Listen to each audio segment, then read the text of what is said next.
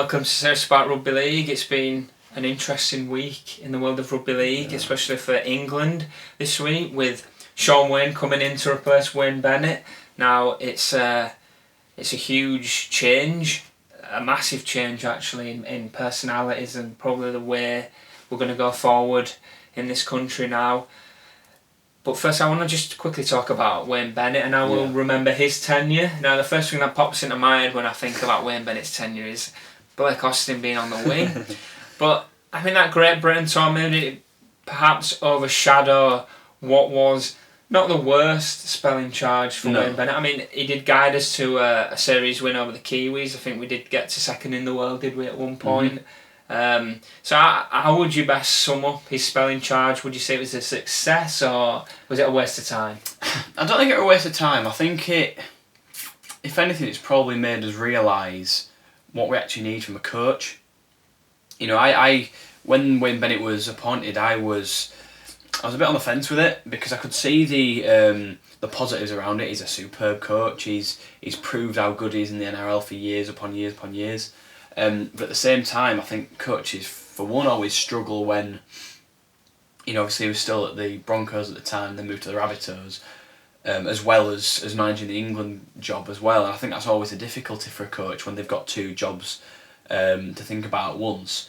And the fact that he you know, he's an Australian he's never coached in Super League. Yeah. I think that was another big worry for me, and it was the fact, you know, is he gonna get what the England team's about and get what the British players are about, and you know, for me, he never did so much.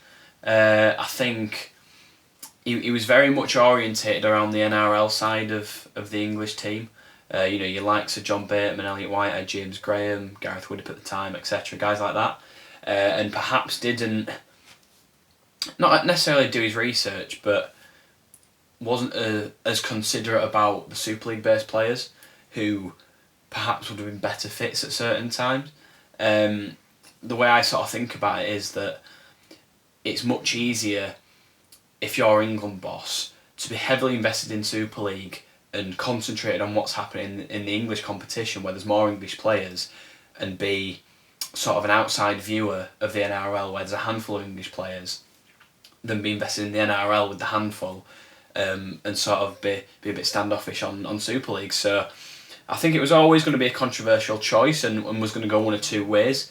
I don't think we can say it was a complete failure, given what we did accomplish in that time. You know, we did have a fair bit of success. Yeah. But then everyone again is going to probably remember him for that Great Britain tour that was horrendous, I think is the right way to put it. I think you've kind of got to split it off into two, haven't you now? I think it splits off into England and Great Britain. Yeah.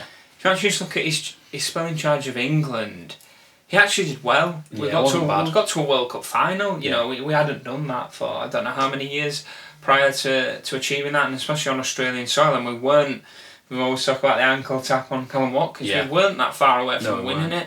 And a lot of the Aussies really give England credit for that final. It was a lot closer than what they were predicting. Well, that's the thing. Do you think he would have either been remembered differently, or his job would have gone in a different direction had we won that World Cup? Well, that's another big question, I think. I think more on the fact that when he was in charge of England, we weren't looking towards the Aussie players or the players that were born in Australia, were we?